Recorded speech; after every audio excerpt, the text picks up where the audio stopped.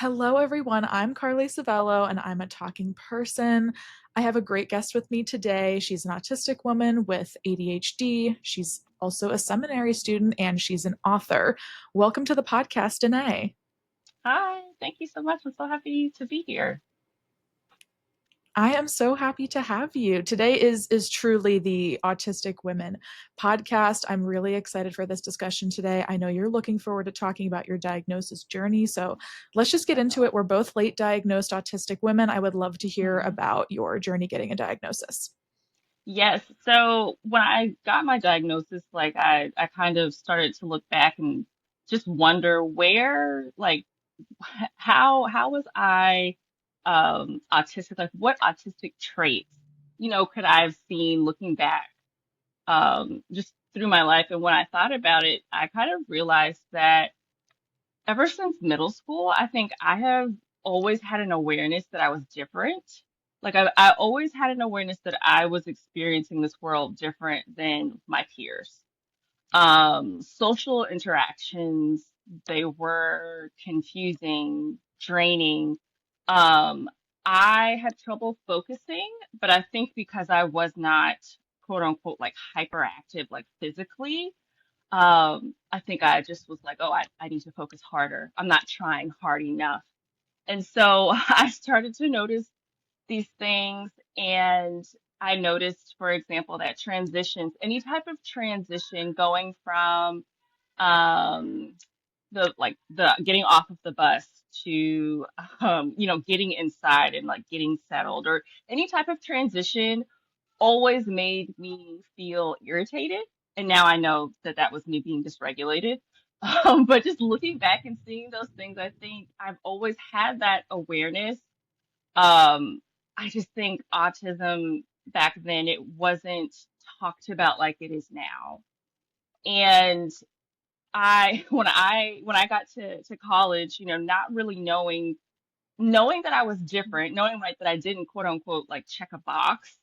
I was somewhere like I felt autistic, but then in the media, an autistic individual was definitely not portrayed with the spectrum in mind.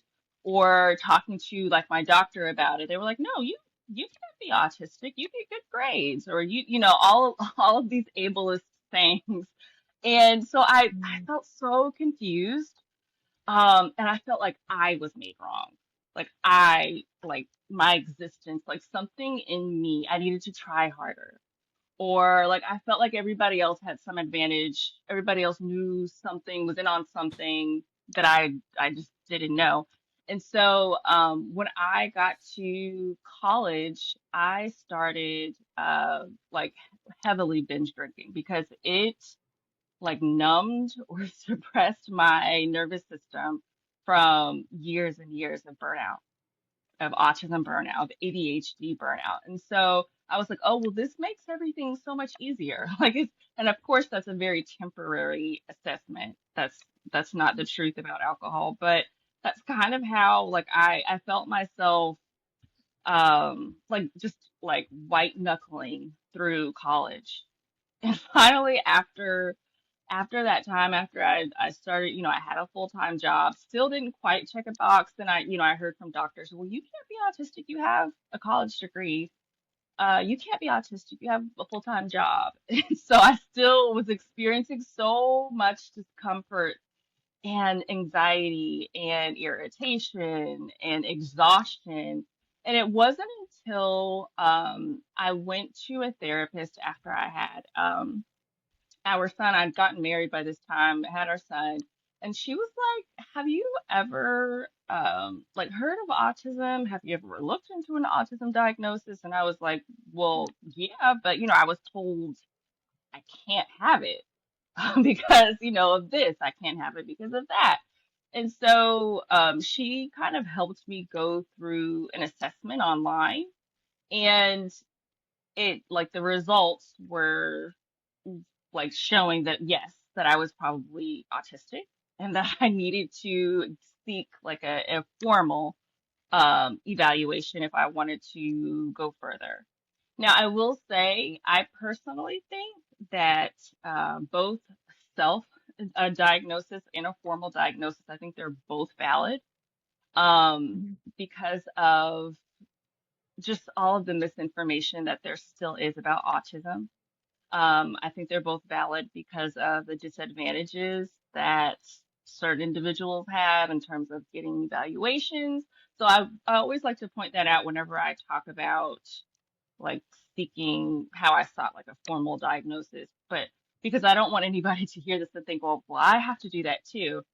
I personally don't think that is the case because of how the healthcare mental health system still has a lot to we know a lot more now, but I think those industries still have a lot of catching up to do. I always like to say that. And so it was years until I sought a formal diagnosis. It was years because I honestly felt overwhelmed. During that time, people still were not talking about autism as a spectrum. It was still Mhm. more of like you have to do check, check, check, check, check. And your experience has to be this way. It has to look this way.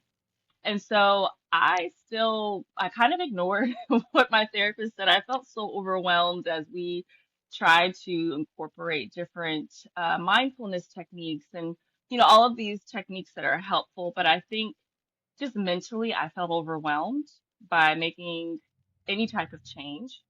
Um, and I always like to tell people now after they get a diagnosis, either self or formal, like immediately, you don't have to make any type of change. Just like sit with it, process it Yeah. first. Because I felt so overwhelmed. I was overwhelmed to inaction. Like I could not, like I couldn't wrap my mind around making any sort of change in my life. And so it was like years and years and years of just binge drinking and not taking care of myself and not acknowledging myself as someone who was neurodivergent. And I finally just, after years and years of God telling me, like, I want to help you through this, just ditch the alcohol. I ditched the alcohol, and that kind of like left me confronted with the fact that I'm responsible for taking care of myself as an autistic woman. And that whole process, that's the beginning, was so scary. It felt lonely. And during that time, I remember that first year of just sobriety and just learning about stimming and learning about what autism burnout felt like and like my triggers. I felt I still felt overwhelmed. Um, but I say all that to say anybody who's trying to incorporate like unmasking and all of that it's a big deal. And so if you feel overwhelmed, it's because what you were doing right now, it is so difficult. Like when I started to incorporate those things, I thought again I was doing it wrong. But I finally, went to a doctor and they were like, well, these things actually aren't easy to do. And number one, it's a journey. Like it's not something that you do one time and then all of a sudden you're a pro at unmasking or, you're a pro at learning what type of stems work for you. It is a journey and it's a journey that eventually led me to getting an ADHD diagnosis and an OCD diagnosis. And I love talking about just that journey because I think if anybody is like me, you might feel like your autistic experience has to look a certain way in order for you to be autistic. And that is just not the case. Our autistic experiences are different. That's why we recognize that it is a spectrum. And your autistic experience is absolutely valid. And it's okay if it sounds different than another autistic individual. Yeah, absolutely. I appreciate you sharing all of that. I think everything you said is just spot on. And I appreciate you sharing too, kind of how alcohol played a role in you Yeah. kind of like self medicating in a way. I think a lot of autistic people do that. I definitely have had friends who are autistic and have talked about, smoking weed to help them kind of regulate at the end of a long day, help people Yeah. sleep. I know myself, I've kind of like done the opposite. When I was in college, I kind of like closed in on myself and got really, really anxious and also depressed. And I think that there's a lot of overlap with, other mental health diagnoses I've received. Mhm. And I think stimming is so important. That isn't something that I've kind of gone into with any other autistic guest on the podcast. I would love to hear about what you use to stim. For me, I'm a Yeah. big slime girly. I love getting into Yeah. it, like the texture and the smell. I'm also a fan of, and I've like, this is something my mom is also into, but like the clicking of mechanical keyboards and just like having Mhm. something that like makes a clicking sound. So I Yeah. would love to hear what you stim with and if you have any recommendations for fun stim toys. Yes. So I actually have one in my hand now. I think, what is Hmm. the name of this company? Tangles. But I absolutely love these because they have different ones, but I love that they don't make a noise, like a squeaky noise. Like I've Mm. purchased other ones and I can hear them like that. So there's something about that noise that I'm just like, I'm out. Like this is Hmm. dysregulating. It doesn't work. So this is probably absolutely my favorite one. So I used to, when I was younger, I used to rock myself back and forth. I got out of that stimming because nobody told me to stop doing that, but I looked around and I didn't see anybody else doing that. So I thought, oh, that's not something you're supposed to do. But now, like, I'm like, no, rock yourself. Like that is your body, like intuitively regulating itself. That's a beautiful thing. Rocking back and forth is definitely one of my favorite stems. I have these like in my car, I have it in my office, I have them everywhere. Another stem that I didn't know was a stem. So I have always enjoyed listening to the same songs over and over again. There's just something that has always been so soothing about hearing the same song over and over again. I could do that for hours. When I was younger, I had peers who were like, why are you listening to that same, like in college, why are you playing that same song? And so I was like, oh, everybody doesn't do this. And then I realized as I got older, that was kind of like my brain self-regulating and like soothing itself. So I would absolutely say that is another a great way for me. I think it's so important to know that the way that you stim doesn't have to like be the exact same as someone else's. I think it's okay that there are different stems, right? That help all of us, and I think that's okay. I think it's so important to try out if you're listening to this and you're like, well, my body doesn't do that, intuitively, or I don't really know where to start. Just start. Google a bunch of them and just start. Try one. If it doesn't work, try something else. It is totally okay.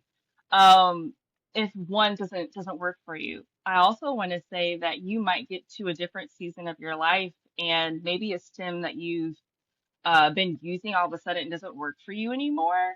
There's nothing wrong with that. It just means that it's time to try something new.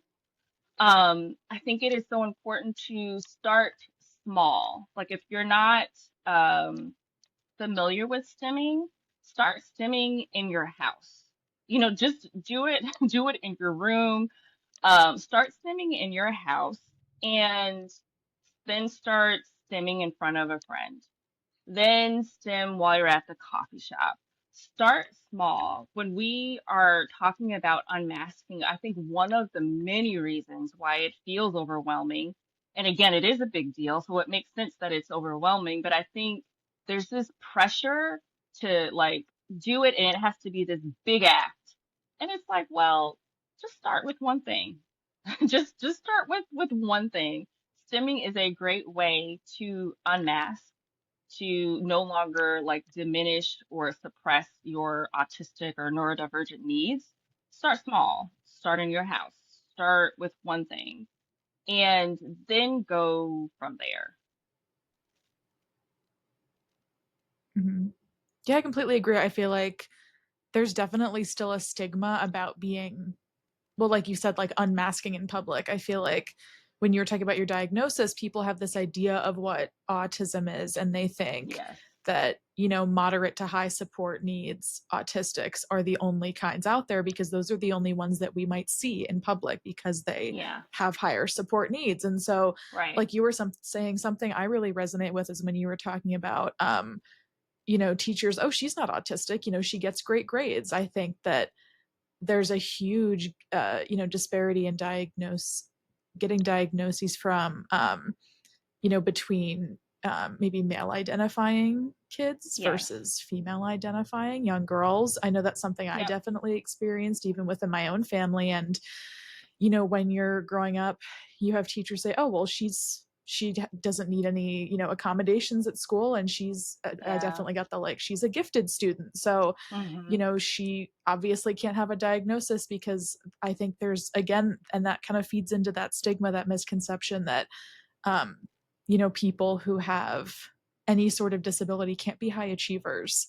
And Yeah. I think that's definitely a trap people still fall into. People hear public speakers and hear people who are autistic and they're like, oh, well, I wouldn't have thought that they're autistic. And Yep. that's the whole point, is we need to continue to unmask ourselves. And Yeah. I yeah, I mean, starting small is a huge thing, and then also kind of the way I've like gone bigger with it is, I mean, I'd stim just like with my hands under my desk, which I work Mm-hmm. remotely on my computer, Mm-hmm. which it makes it really easy for me to stim. But when I was Yeah. younger and in school, one of my stims when I didn't know it was stimming was like picking at the Mm-hmm. skin on my nails. And so I know Yeah. people were like, Yep. "Oh, you have to stop doing that, stop doing that." And to Yeah. me, I just didn't know that what I needed was something in my hands to be moving all Mm-hmm. the time. Yeah. I mean, I think that like it's kind of the thing where like you don't know what you don't know. Like if Mhm. you don't know that it Yeah. actually is okay to stim, then you will think that there's so much shame around that because you still have that need. But yet, if you don't know that it is okay, you will think, oh, well, is there something wrong with me? And I think that's one of the many harmful um, impacts of Abel's comments like that. It's like you think you recognize that you experience this world differently, but yet outside people are telling you that you don't fit into the quote unquote autistic box. And you're like, well, what's wrong with me then? Like I don't feel like my neurotypical peers, but yet I have professionals telling me I don't belong over there either. And I just think that there is just so much power in understanding that um, low support needs doesn't necessarily mean no support needs. I think Yes. that when we understand that as as someone who is low support needs, it still means that I have needs. Like it still means that I need to STEM. It still means that I need to unmask and to fully be able to, be myself in front of my peers or just people that I'm around in general. When we don't unmask, I think that's such a big ask of the world to be like, hey, hide yourself because it's inconvenient. And until the world, I think we're making great strides, but we have a long way to go. And I think until we really are accepting and have spaces that are not just accommodating but inclusive, I think it's so important for other people to realize, like, well, you're asking us to compromise, right? Like, you don't Hmm. want to compromise. You're asking, like, there's something that has to change. And I think we don't have to necessarily wait for that change. I think one way to really just walk in, the power of who you are as an autistic individual is to stem, to to allow yourself to gift yourself with that release because we need the regulation. I noticed that so one of my stems, and I didn't know it was a stem, was like I don't know what you call, like moving my leg, like like shaking my leg. I don't, there's a Yeah. name for it, but you know what I'm talking about. I used to like Yeah. do that all of the time, and people would be like, "What's wrong? Like, do you have to go to the bathroom?" And I'd be like, no. Like, I feel like sometimes our bodies kind of find outlets for, because that regulation, it's searching for it. Another stim that I had, I didn't know it was a stim at the time, but it was grinding my teeth. Um, Mm, and I didn't realize that, again, my body was looking for that outlet. And so I think sometimes too, we have to think about it like, if I am suppressing this need that I have, my body is either, that saying like the body keeps the score. Like my nervous system is gonna feel it, gonna experience it elsewhere in my body. And it might not be like the best thing for me. Like grinding my teeth was, and I'm still like trying to get out of it because there are like long-term effects from that. And so mhm, I think that's something to think about too. Like that is a very real need that your body has, that your brain has. And if you suppress it, your body looks for another way to seek it. And I think that's why I do wish that autism and alcohol, or just substances in general, was such a bigger conversation. Um, because it's like, well, yeah, I've found a solution, but yet we haven't. Like we haven't found a solution. Binge drinking was absolutely not the solution for me. I needed to start taking care of myself and honoring my autistic needs and unmasking. And alcohol, all it was just a temporary fix. It didn't teach me how to ask for accommodations. Alcohol didn't teach me how to start stimming in public. There's no real problem solving with that. Um, I feel like my ADHD just kicked in. I don't remember what we were talking about. I feel like I went on a tangent. no, that was exactly what we were talking about. We were talking about stimming, and I think going on this course of unmasking, especially, I don't know, are you self-employed right now, or do you work for like another entity? So I'm self-employed now. Okay. I've been in corporate from the time I got for like 12 years, and then I went to like freelance, SEO, all that kind of stuff. That was a much Mhm. better fit for me, hands down. I could see myself making a similar shift. I'm currently right now very much in a corporate space. So I'm a creative at Hmm. an agency, and I have definitely found that like at the end of the day, I mean I mask constantly. Yeah, Just because I think it's easier, and if I have a day with only one or two meetings, that's like a half an hour here or there that I put on a mask. And hmm, I think something, especially during the pandemic when a lot of things went virtual and a lot of things yeah, went online, I truly think that I would not be able to have the career that I have now, if the pandemic had not started. yeah, Because seeing myself the few days I've gone into an office, like I have a company retreat coming up, those days that I've gone in have just been so overwhelming. It's a meltdown when I yeah, get home every time. And yeah, so I feel very fortunate to be able to work remotely. And I do feel like hmm, as autistic creatives, or people who like public speaking, people who like writing, we all end up kind of making that shift towards yeah, self-employment.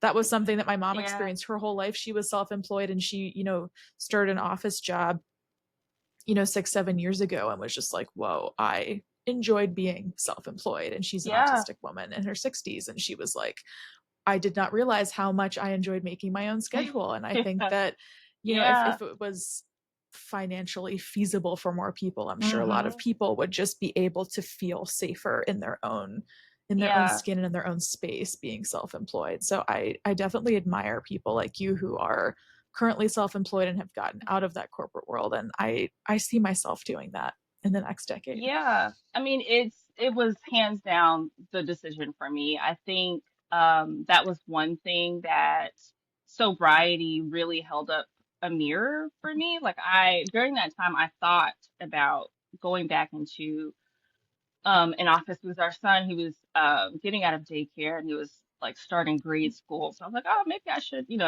look for a corporate job. But I think what really just stuck out for me was like, I don't know if that is the best thing for me because I knew it would involve a lot of masking.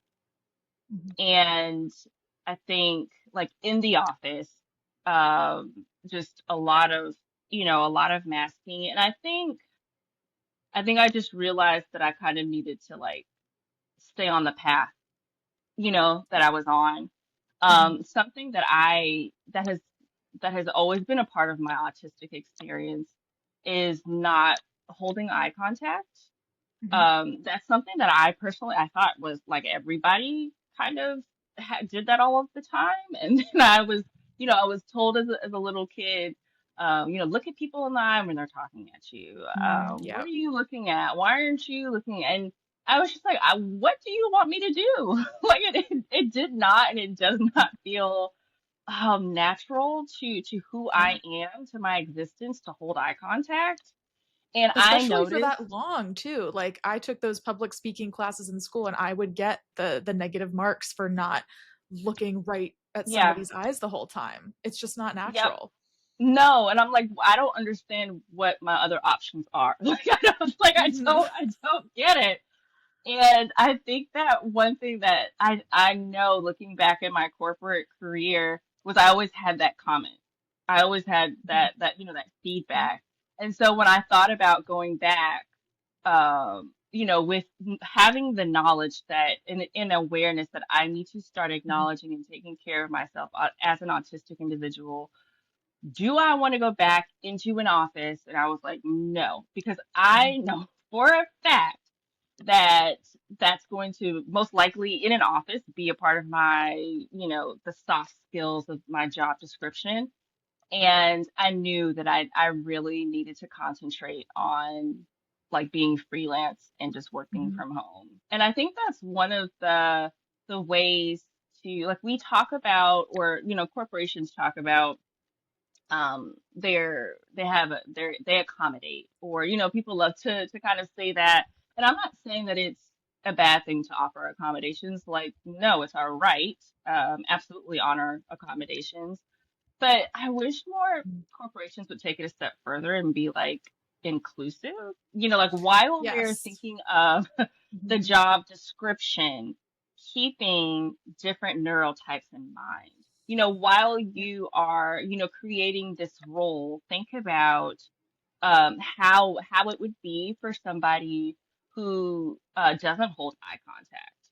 Like, how would this role be for somebody who does hand flap? Like, that's a STEM. Like, Yeah. how would that be? Like, what is in place for that? Because we again are forced to make the Mhm. decision of like, well, do I want to go in that environment, or do I, how do I make, being freelance even work? Like, we Yeah. are then the ones who have to make those types of decisions. We have to come up And with those ideas too. I had somebody at yeah, my first yes, job. I did this panel. They invited me to speak on a neurodivergent panel. I was the only one at the company to be on it. And I remember I had a boss come to me and I suddenly became like the autistic queen of any autistic questions, which I may be yes, uncomfortable, but I was like, at least you're asking someone, I guess. And yeah, somebody came to me and said, hey, like this person was clearly autistic on a call. And I thought, well, okay. But they said they couldn't make yeah, eye contact and it was clear they were stimming. Like, I don't know how we hire someone like this. And I was like, well,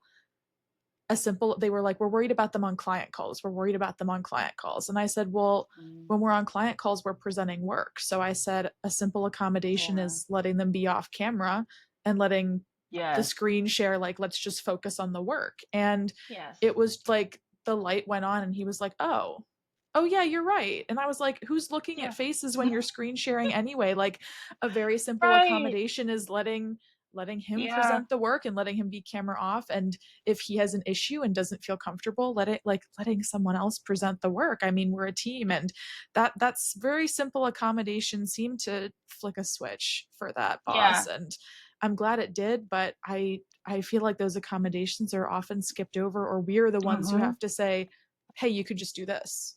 Very simple. yes, yeah. I um I've been very, very, I think, blessed in my seminary student career Mhm. in asking for accommodations. I started to go to one school, and then we moved, and I needed Mhm. to find another school. And both times when I asked for accommodations, both schools were just like, okay, just tell us what you need. But I understand that that is not everybody's. experience. And I Mhm. think Yeah. that it just hurts. It really, really hurts my heart to hear stories like that because, like you said, it's like a pretty simple accommodation. Yeah. Could And yeah, and one that change we give a whole neurotypical experience. people. We give Yeah, that same benefit to that neurotypical same people. grace. People will be Yeah. like, "Hey, I'm off camera. My kid just needs help with something. Yep. Hey, I'm going to go off camera for Yep. a few minutes." And it's like Okay. we give that accommodation to people all the time for different Yeah. reasons. Why is it somehow now going out of our way if it's someone who's autistic? And I definitely want to Yeah. stay in corporate world for another minute because you mentioned getting Mm-hmm. feedback in corporate Mm-hmm. world. I'm sure if you were in it for over a decade, you were definitely one to get that 360 review from a boss. And Yes. I would love to talk about how being autistic presents itself in reviews because I just had one, a particularly painful one, and so I'd love to get into kind of that experience as someone who's autistic Yes. in a corporate Oh my setting. goodness. I don't think I will ever forget the feedback Mm-hmm. that I've gotten. So yes, so not holding eye contact Yep. was a very common across the board. I also got that I can be like cold or aloof. Mm, And that to me, I was like, I remember in talking to like my therapist about it, and I was like, I remember crying because I was like, I feel that I am so kind and mhm, I am warm and I honestly just believe in being nice to people. mhm. Like I feel that is my outlook on life. Like no, if we want to look at it from a human standpoint, no, we don't always deserve it, but I think it's okay to give it. Like everybody has a bad day. Everybody is carrying something. Like I just believe in showing kindness, not being a doormat, but showing Yeah. kindness to people. And so that's how I've always seen myself. And so I remember being so like surprised that Hmm. I was described as like aloof or cold. And I think because number one, I do have anxiety, experience anxiety over like any type of social situation or any type of task that is like that feels like extremely overwhelmed. Like I experience a lot of anxiety, so I know that sometimes I tend to back away from from those things. So I worked in corporations that were big on like happy hours and company outings, Yeah. and I would be like, why are we, I just saw you. So why are we then going out to see Yeah. more of each other? Like like it didn't make Yeah. sense to me. I don't know if that's just me being a literal thinker, but I was like, I just saw you. No, Like, why are we doing this? I think that's something that many autistic people experience is we have this innate curiosity sometimes and then by asking a question like, "Hey, why are we going out? I just saw you," would come off to somebody as rude It's rude. or Yes. standoffish when meanwhile you're just asking, "Hey, Yes. why are we not scheduling this for like a weekend or a day when we don't see each other?" is really the question. Yes. Like like, instead that curiosity is Mhm. like, why are you being so rude? Or It's no, off-putting okay, to you know people. how Yeah. Danae is. And like I was like I could not understand like why are we doing interactions again? Like that Mhm. was just something, and Yeah. so that came off as being cold, aloof, or Mhm. they were big on like new happy hour or not new hire luncheons or Mhm. just having like in-person meetings. And I get it, we were in an Yeah. office, but I think for me, a lot of it, I was just like, how does it make like this could be in an email. So why are Yes. we why are we Yep. why are we meeting in a like I could be doing work. Like why like I couldn't when I ask questions like that, it was like, well, you need to be more of a team player. Oh my Um gosh, yeah, that getting phrase. feedback, getting feedback like that. And I'm like, I don't understand how I'm not being a team player because I want Mhm. to do my job. That's Yeah, best for the team, right? That I do my yeah, job, but I just don't understand like certain activities. Like they were so hard for me to understand. yeah. And in talking to my husband, who sometimes like I'll run an email through him just as like Mhm. a filter, because the way that I receive information is like very matter of fact.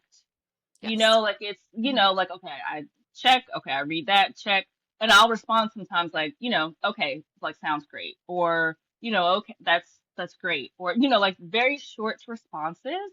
Yeah. And I would do that in the workplace, and that was also received as being cold, or I was received as sometimes being short with people. Yep. Um, or like when I tried to go out for a promotion, one of the feedbacks that I got was that like I didn't make myself known as much, and I guess like I didn't like talk around the office as much It's not with enough to just be good at your people. job. You have to be sociable and you have to ladder climb. And I just it oh my gosh, Yes, you're it's I playing oh that my gosh. game, to me it feels like a game. Playing that It game, is. I was just like, I don't have that. Like I that skill set of navigating like climb,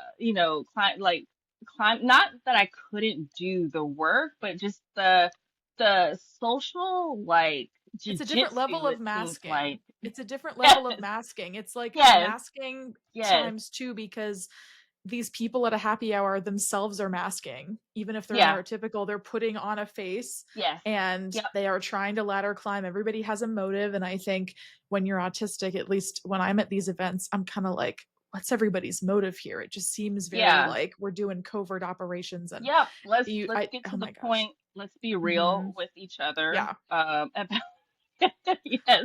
And so that was some of the feedback across the board. I Yeah. got the feedback, you're great at your job. Absolutely great at your job. And I know also looking back that I had so many perfectionist tendencies, and when I pushed myself to concentrate for long periods of time and would go into these hyper focus, which hyper focus isn't bad, but I didn't leave myself any recovery time Yeah. for like I just kept going. And so the reviews were, oh, you're great at your job, but could you be a team player? Could you look people in the eye? Could you be nicer? Could you Yeah. socialize a little bit more, make yourself known around the office? Like those were were some of the same. Um, that's the feedback that I Yeah. got from being corporate for years, like across the board. I I have to say you make me feel better in saying that because I've gotten all that same feedback, but at the same time, I'm so passionate about this and it fills me with such a rage. I had Yeah, I somebody at work, know. I shared my review with a friend at work the other day, and I was like, "Am I confrontational? Am I defensive?" As I say it in a very confrontational, defensive Yeah. way.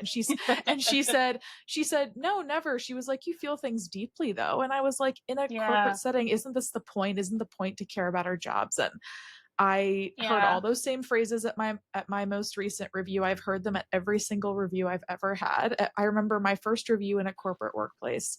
I tried so hard. It was my first review ever with a manager at a real big girl job. And I Yeah. remember feeling so disappointed because my constructive feedback was that people thought I came off as upset or frustrated all the time. Mm.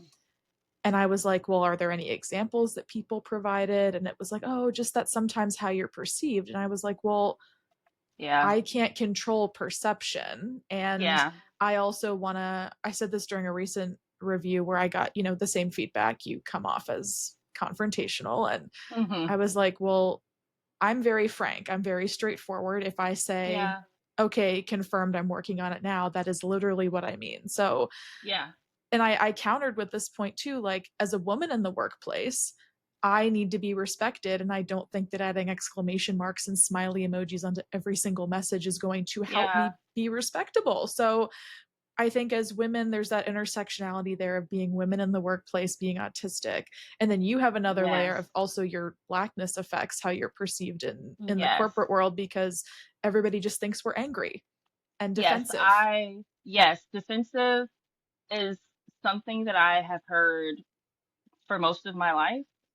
And I want to be clear. Like, I, yes, are there times like when I have just been plain up, straight up defensive? Absolutely. Mhm.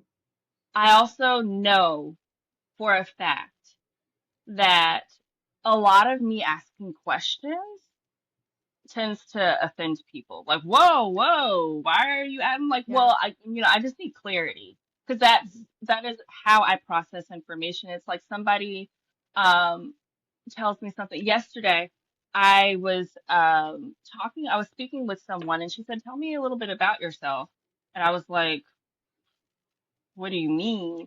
And like, I know that you should always have like an elevator pitch or something to Mhm. describe yourself, but somebody asks a question like that. And the way that I receive information, it's like my mind is like, got it. So there's scenario one, scenario two of how you could answer this question. There's a third Mhm. scenario. And so I always like to ask like clarifying questions. Yeah. That has always kind of gone along with how I learn and how I do things. And I'm either seen as angry, and I absolutely believe that it attributes because I am Black. I have also, received that I am being difficult, and I'm Yeah. just asking, I'm just trying to Yeah. ask a question. And so, I mean, I think like we were, talking about like having an environment that is inclusive. I I just so wish, and I am so ready for people to be aware that autism, one of the aspects of that experience for some people could be having a need for clarity, Yeah. and it doesn't mean that they are trying to question your authority, or Yeah. it doesn't mean that they're trying to like disrupt the system. Like, just answer the question, Yeah. like just answer the question, and just and just go about your day. Like, don't Mhm. take it so personally. Um, when someone asks you a question, like I'm so glad that you said that, because being Mhm. defensive and difficult was absolutely something that I have heard throughout my corporate career, Yeah. and it's not the case. I won't even say it is not the case. I feel like for the majority of times that I was given that feedback, I do not believe I was being defensive, or I don't believe that I was intentionally trying to give this person a hard time. It's all I, perception. yeah. And that is one thing that I've had to learn, just like you said, that it's not my job. I've had to learn it's not my job to meet neurotypical standards. It's just not. Like it's not. I understand if other people have that expectation, that is their problem. That is something for them to deal with. However, on my end, it is not my responsibility to meet neurotypical standards. It's not my responsibility to fulfill neurotypical expectations that somebody else has set for me. That is so unfair for me, and I don't think that honors who we are as autistic individuals. It doesn't honor the way that our brain works and processes information. And I think, again, that's just such a big ask. It doesn't honor To us as ask. women. It doesn't honor us as women either, Yeah, because I know that the exact same directness from a man in my workspace, he would be yeah, applauded as assertive praised and for it. confident. Yep. And so we're at this point where we're being punished for Hmm. these things we can't control, obviously. And the thing that broke Yeah. my heart during one of my performance reviews was when I got that feedback. My boss said, "Oh, and I've never experienced this with you, but everybody else mentioned it, so I had to say it." And I said, "Okay." And she was like, "Don't take it personally. I've gotten this feedback too." And I said, "Okay." Um, And then I started hearing from other people in the workplace, and the common thread was it was all women. And then I look at mm, my team and I see it's all women, and I'm like, why are we doing it to ourselves? Why are women yeah. as we are we not checking ourselves? Because I know that my feedback was from a predominantly women team, and I Hmm. look at them now and I'm just like, you we're our own worst enemies here. Yeah. You know that there's this Yeah. double standard in the workplace, and you're reinforcing it by giving feedback like Hmm. this. So I do wish that in corporate spaces there was kind of that effort to Yeah. include us all more and to seek to understand and not to fit people in this box. And I think one of the many reasons why women, especially, have such a high rate of being late diagnosed, right? Is because Mhm. I think we Yeah. learn from a very young age, um, oh, well, certain things are acceptable for someone else, but not for me. Certain things are acceptable, for other people, but not for me. I am to act this way. I am to respond this way. And I think that that translates into the autistic individual as a woman. I think, oh, okay, well, I'm not supposed to do this either. Oh, Mhm. okay, add that to the list. I'm not supposed to do Add this it to the either. Add that list. Oh to my the list. gosh. Yes. And so it just, I think that is why, like, I remember when I was diagnosed with ADHD, my therapist was like, Danae, um, I am getting so many women in their 30s, in their 40s, in their 50s, and they're getting this diagnosis and they're like, oh, it makes sense. Mhm. And I think a lot of us have that because it's always been there. We've suppressed them, to outside people. And I think we've suppressed them because of that pressure to to like perform almost in certain ways. I think that is hands down one of the many reasons why women, I think, are have a lot of like late Yeah. diagnosed experiences. It's because of that message that we get, Yeah. which really is sad. It is. Yeah, there's such a double standard, and it's I feel like boys from a young age, and obviously not everyone parents this way, but just in our society, I saw something the other day that was like when boys are given toys, it's always an occupation, it's always building something, whether it Mm, be like Legos from, like back in the day, those commercials, or building toys. And then hmm. women are, young girls are given the toys that are like caring for babies and doll sets and Yes.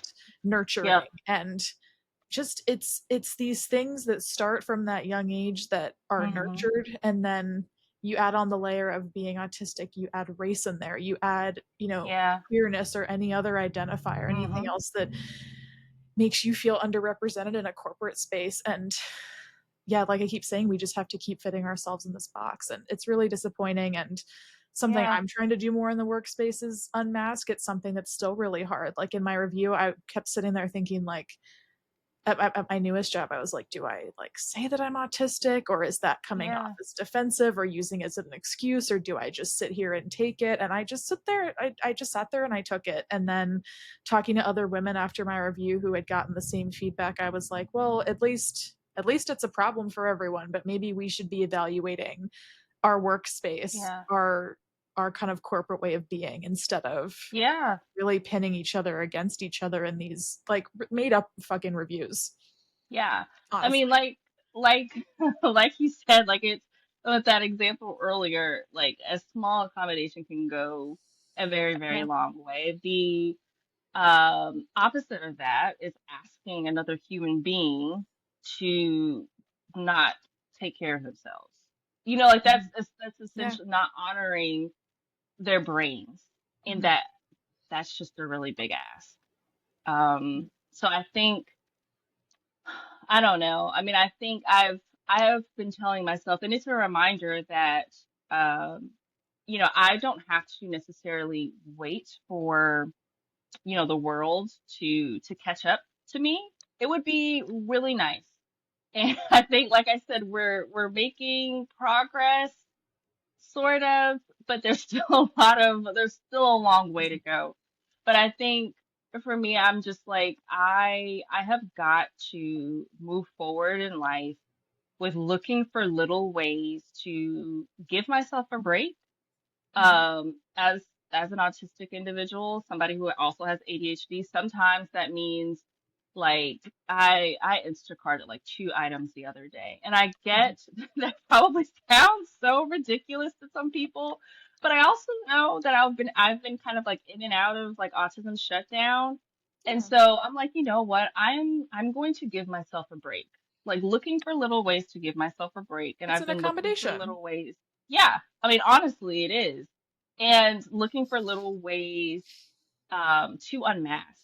And I think like as a parent, one of the things that I have started to do is to, like, if our son, who is neurotypical, has a play date, or if he's like around kids like for a repeated amount of time, I like to tell their parents that I'm autistic and I have ADHD. I feel like that kind of it lets me off the hook for myself because I'm like, okay, Danae, you are free to be yourself. You're free to STEM. You're free to not look people. Like it just kind of gives myself that freedom out of the gate. But I also think I was like, I feel like this would maybe like be able to look at me in context, because I think that a lot of times that's what happens is like when we were talking about those reviews, people have interactions with us, but they don't have the full picture. Yes. Like and so I'm like, I'm going to try to move forward and give myself breaks, and I'm going to look for little ways to unmask and look for little ways to give people the full picture um of me. And so I guess like if anybody was listening to this and thinking like how then do I like move forward with all that feels like it's stacked against me, right? Because it I don't want to say it is, but we still have a long way to go as far as creating not just accommodations, but inclusive environments and inclusive roles. Like how then do I like honor how I am, who I am, how my brain processes information? And I think I would just encourage you to look for little ways to give yourself a break in this neurotypical world and look for little ways to how you can like honor the way that your brain was created, Yeah. knowing And that I there's yeah. nothing wrong with you. And I think you bring up an interesting point too. I would love to get into this if you're comfortable, but you Hmm. are an autistic parent. You said that you Hmm. are parenting someone who is neurotypical. What was Hmm. the transition like to parenthood? I myself am not a parent. It's something that I'm interested in taking on, Yeah, but as someone who's autistic, I've always kind of thought like, what if I get to the end of the day and like I need to have a meltdown, but I have to go parent? So I would love to hear yeah, about you and your parenting a little bit. yeah. It is absolutely difficult. I mean, parenting in general is Oh yeah, absolutely of something that course. is, that is very, very difficult. But then you add on the layer of autism. And I think for me, um, my autism journey, I have realized that just the way that our family is set up. So we've moved twice. We've had like two big like cross state moves.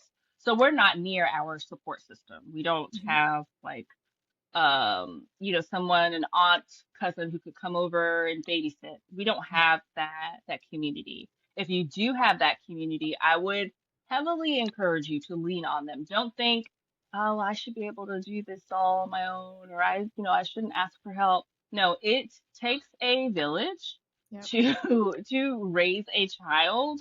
Use your village. If you do not have a village, and that's kind of how I am. I think I have, oh man, there's been such a transition because also when I was a parent, I was still drinking pretty heavily in the beginning, and I was not taking care of myself as an autistic individual. And so then, years later, when I started to make those transitions, um, it was tough. It was absolutely tough because I kept thinking like, okay, well, like this journey being a mom is still difficult for me. Like, why am I putting forth all of this effort? And then I started to realize that as I learned how to incorporate different things, um, I was able to feel some of that relief. Some of those ways for me, our son, he knows that during the first 10 minutes that we get back into the house, I set a timer, leave me alone. Please give me a break. Lovingly give me a break. Like I have explained to him that my brain, it just works differently and it processes the world differently. And like he knows what that means, but not really. And so I told him that part of who I am, um, doing things like getting out of the car and coming back into the house, that's something I was like, that might not be difficult for you, but it's something that is really hard for me to do. And so, in order to help me with that difficulty, I just need for you to just with a timer, set the timer 10 minutes, take off your shoes, wash your hands, get your snack. In 10 minutes, I will come play with you. But I need for you to give me those 10 minutes. And so having difficult conversations like that, because of course he has a lot of questions, and then I'm like, well, I don't really know, like maturity wise, what Yeah. what is maybe too much for him. But I have told him that my brain works differently, or I have told him like, hey, buddy, I can only focus on one thing at a time, and I've noticed that you are asking me to do five things right now. Like, which one would you like for me to do? Kind of talking to him like that. I've told him that sometimes I have trouble starting tasks, or sometimes I have trouble like switching tasks or completing tasks, and so I might need a little bit more time. Having conversations with him, like, we sometimes people have different, like, our brains work differently, but they both brains were still created in the image of God. Like having conversations like that with him have helped me kind of unmask at home. He knows I have like a little calming corner for myself. It has like a rocking chair. It has a one of these. It also has like one of those rollers. I don't know what they're called. Maybe just rollers, but Oh, like yeah, I know what body you're talking roller, about. which is like Yeah. apply pressure. Mhm. That's something that Yep. another stim that really works. For me. And so it has like headphones, it has coloring books, all the stuff that I need to kind of help. And so he kind of knows that when he sees me in that corner, like he'll come and like pat me like on the arm, or like he doesn't fully understand it, but just unmasking at home, I think, is probably something that really speaks volumes and how kids understand neurodiversity. Like, even if you're not really saying it, they start to understand, or they start to pick up because they observe everything. They start to pick up that you might need to do certain things to make yourself feel better, and that is okay. Like, it's not quote unquote weird, it's just who my mom is. Yeah. Or I've told him like, hey, buddy, I in the morning is one of the toughest transitions that I have in my day. Like, it is so challenging for me to like just, I don't know how people just get up and just start the day, just get up Yeah, and go. there's Like for there's like that me, transition from like work to relaxation, then having to get back into that work state or yes, that responsibility state is that's very challenging for me too. yeah. And I think that I have now realized that I need to look at like waking up and getting started with my day as two different steps. Like I can't just wake up and like just go. And so I have had to tell him, who wakes up when the sun rises, like, hey, in the I'm mornings, sure. like in the mornings, I need just I might need a little bit more time. Or in the mornings, you might notice that I have one word responses. And I just want you to know that my brain is still like waking up. Like my that just Yeah. means that my brain needs more time. So That's a having great way to a conversations, great way to say that to kids too. Like my brain's just yeah, different. I'm just still waking yeah, up here and gets yep, like you just have to reboot. That's like regulating. I'm giving yes, myself a reboot. yep. Like trying to introduce that now, because it's really tough to just go, and as I guess a neurotypical parent would do. Like we've had to restructure play dates in our house because it can be extremely dysregulating having multiple kids um, over for a play date. And so In your I've space even, too. yes, absolutely. Like it's, you're not just adjusting to the sound level, the change. You are adjusting to people in your space. You are adjusting to a difference in routine. Like there's so much that goes into that that is a part of my autistic experience that might not be a part of a neurotypical, parent, their experience. And so I've had to tell him like, number one, We are not able to do like what I call on the spot play dates, like same day play dates. We cannot do those. Oh yeah, like you're at the We can playground do and they say, "Hey, can this person come over?" can And that's like, yes, yeah, like we that I'm like we can't do. We can do other fun things at home, but we cannot do on the spot play dates. Play dates need to be scheduled, and I've also like told myself that play dates cannot be longer than 2 hours. Like that's a conversation that I've had to have with the parents. Um, I mean, I that's just such a long time to be subjected to dysregulation. And so it is absolutely a part of my like parenting experience to give them that information up front. Like, hey, I'm autistic, I have ADHD. When if like we're playing kind of all together, you might notice that I do this, you might notice that I do that.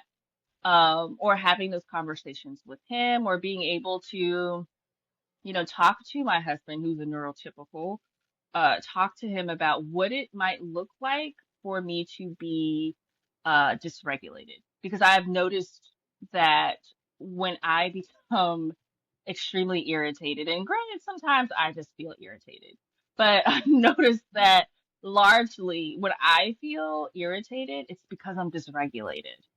Like it's not like I'm angry. It's just because my brain right now is like in panic mode and it's trying to survive. So I've had to, have those conversations with him too. Like when you see me irritated, it might help if you ask, like, hey, is there something I can do for you? Versus, hey, what's wrong with you?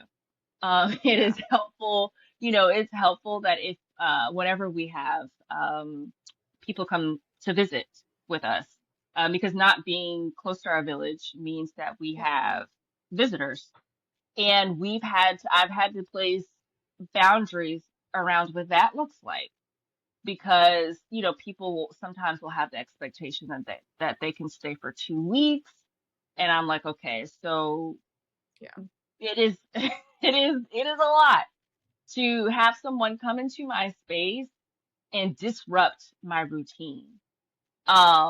I've also had to tell them, like, we're excited for you to visit, but like my day is still going to be like a like how it normally is. Like I very rarely, very rarely break routine even when we have guests in town. That is because getting outside of my routine is extremely dysregulating. Having someone sit to where I normally sit to watch TV can be extremely dysregulating. So I've had yeah. to tell people, hey, would you mind sitting over there? Mhm. Certain things like that, I've had to be very vocal about just being a parent, being a spouse, um, in order to be who I am and unmask Yeah. and give myself the love and compassion and that I deserve and to and to honor the autistic needs that I have. Yeah. I resonate so much when you said if somebody's sitting in my spot. I remember being a kid and I had not gotten a diagnosis at that point, but I remember going to restaurants and I needed to pick where everybody sat because I had Yeah. already like scanned the restaurant, knew where the noisy spots were, Yep. and I was the queen of like giving people assigned seats, which when I was little, Yeah. of course, came off as like bossy. Bossy. Bossy, of course, the thing Yeah. all young girls are called when they Yes. express any Are sort of leadership assertive and skills. Yeah. Um, but no, I feel that very deeply. Especially like I'm fortunate enough to have an office space, and when I leave that and I go to the couch, it needs to be my spot. Uh, yeah. and like my husband knows what my spot is. He'll ask me. Hmm. I mean, that communication's so important. Yeah. Something that we Yes. found is helpful is if I am upset about something or I seem to like need to have space, he'll say, "Do you need comfort or solutions?" And that Yes. answer normally That's so gives him good. the hint, like, "Hey, yes, tell me, like, come up with things to help." And sometimes it's just like, "I Yeah. need you to stand there." And like some days, if I'm overwhelmed, I'll say like, his one of his love languages is touch, and sometimes I have to tell him like, I can't have you touch me right now because Not there's too today. much going on in my day. But I'll tell him like, if you give me an Yeah. hour just to myself, Yeah. like, we can cuddle on the couch later, but like right now, Yeah. it's not happening. Yeah, that communication, it it goes a long way.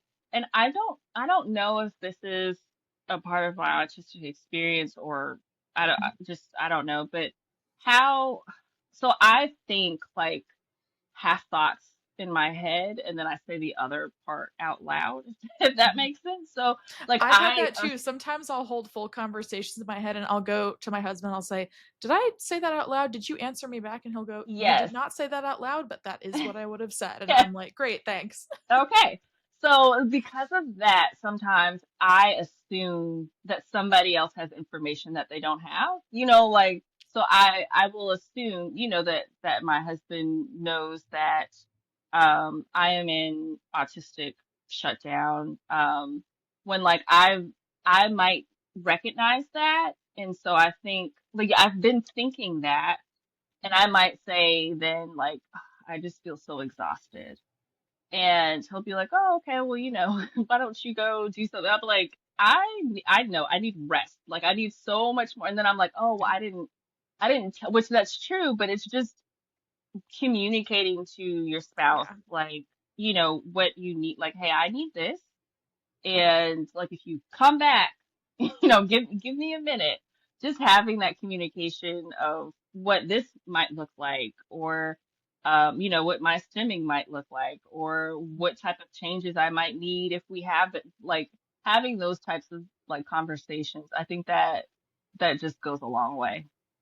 Yeah, it's all about communication and accommodations and everything we've Yeah. talked about, whether it's like being Yep. in corporate workspaces, being by yourself, just with your family, having kids. And Yeah. it seems like you certainly have things figured out for your family. I feel like you mentioned something too, like a stim might work for you now, but it might not work for you later. And Yeah. I feel like as autistic people, I always say this in any conversation about autism or neurodiversity is like if you've met one autistic person, you've met one autistic One. person, Yes.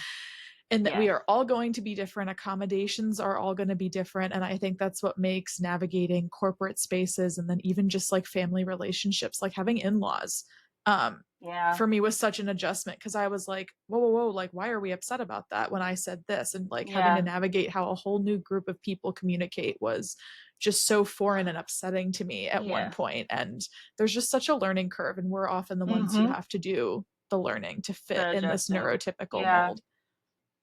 Yeah. I mean that is, I absolutely feel all of that. And I think that's one of the very, very many reasons why it is okay to unmask in small ways. Mhm. Right? Because there's so much. Like there is so much, um there are so many opportunities for us to, how am I trying to say it? Like there are so many opportunities for us to adjust to, or, to transition into, or to get used to, like you said, in-laws. Like Yeah. that is a new experience that In you then laws. have to, right. Like Yeah. you have to adjust to that. And I think that it's just okay to offer yourself some compassion and some patience and be like, okay, this is gonna take some time. Yeah. They Like did I don't just I don't ask it. have Yeah. to, like I don't have to figure out how to unmask 100% in front of Yeah. these people right now. Like unmasking, autism in general is a journey. And I absolutely believe that unmasking it is a journey too, because yeah, your stimming preferences might change. Your environment is probably going to change. The people who come in and out of your life probably going to change. And I think that's so many transitions, and it's okay to start small. It's okay to be patient with yourself as you're learning how to unmask in the season that you're in. Yeah. And when in laws ask to stay for 2 weeks, you can set boundaries. Yeah, that that had to that had to be implemented, Yep. because and there, of course, there had to have been conversations, because when we were dating, um I had not had a diagnosis yet. Yeah. And so, one of the things that I feel like is very, very common after you get a diagnosis is like, and you start asking for accommodations, or you start unmasking. It's Mhm. like, well, you haven't been acting like that. Well, that hasn't Yeah. been the case before. So why are we changing things now? And I think that, you know what? If you get that opposition, which high chance that you might, I think still like you have the right to change your mind. Like, you know what? 2 week visits, it we might have done it in the past. Moving forward, we are no longer doing that because it doesn't allow me to take, like, I think it's so important for us to know, like, as especially a part of the late diagnosis journey, is that you have the right to change your mind about something, about how, like, just because you didn't speak up or say something when you were a kid, and you've gotten this diagnosis now, and you want to start incorporating certain things, you can. Like, you you have the right to do that. I feel like that is such a common thread with, late diagnosis, like hearing those Yeah. experiences, people asking, why are you changing now? Why are we doing this differently now? Well, because I'm aware that I have not been tending to my needs, and I would Mhm. like to start. Yeah, and that You have diagnosis the gives right to you do that. clarity and it gives you the words and the freedom to finally Yes, ask permission for those things. I think that sometimes yes. people, and you are totally valid if you self-diagnose, but I think sometimes Hmm. people are like, well, is that a diagnosis? Well, do you have paperwork to Yeah, support it? I know that self-diagnoses do not hold up.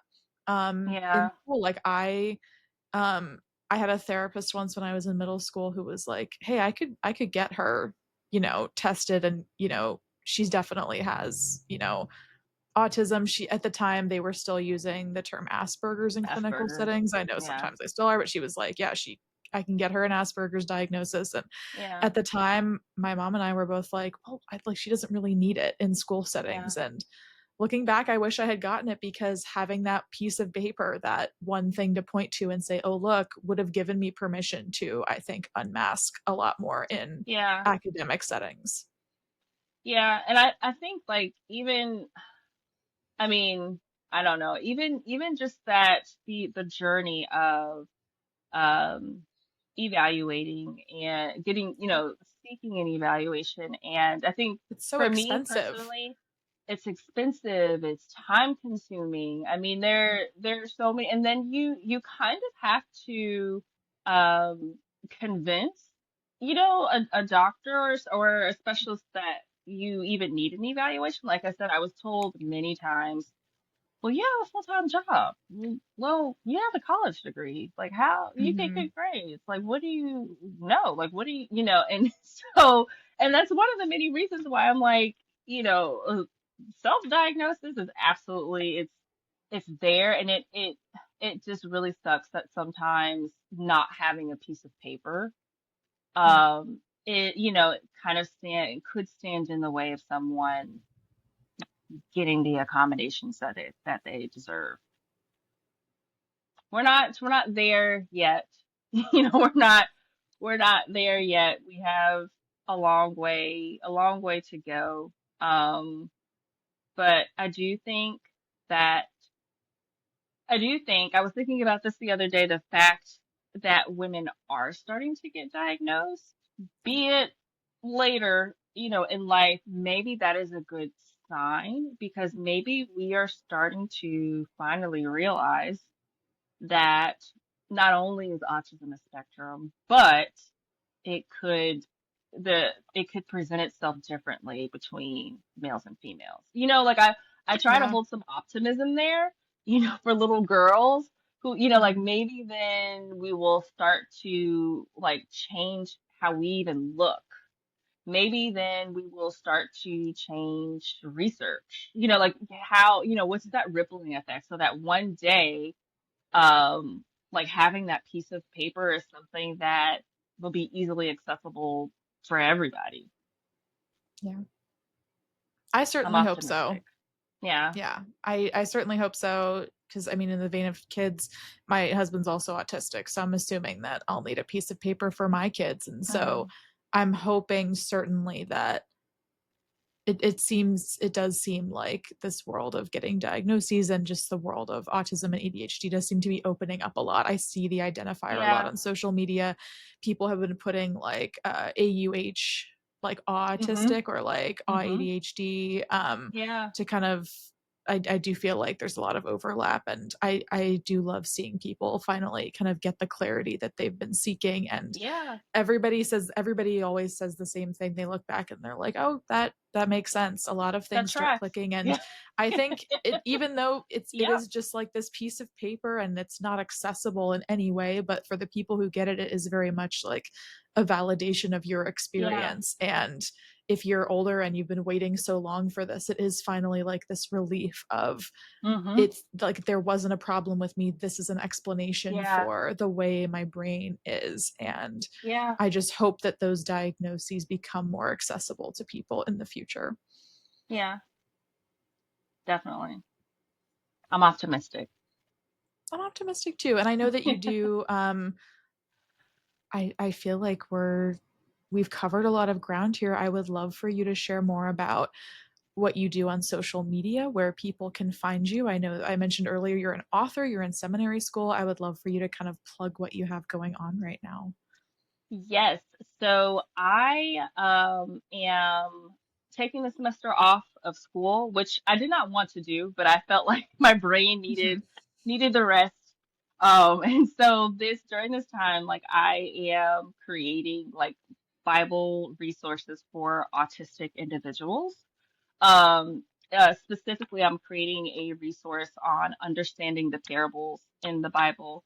They're figurative language. And so if you're autistic or a literal thinker, figurative language can sometimes be like, wait, what? Like, I thought, Mm, is this for like, are they serious? Or like, and so I'm creating Bible resources like that, or how to read the Bible when you have ADHD, or certain scriptures that I've found comfort in whenever I've been in like autism burnout or autism shutdown, creating resources like that on Instagram, Threads, TikTok, uh, Substack. mhm, I am at Denea Marable. And then my website is deneamarable.com. So I have the links to where they can go to see the resources. I also talk about autism a lot and proudly. And if you just need some like autistic individual encouragement, I am absolutely heavy on that. I am so passionate about it. So you can get that on social and on my website too.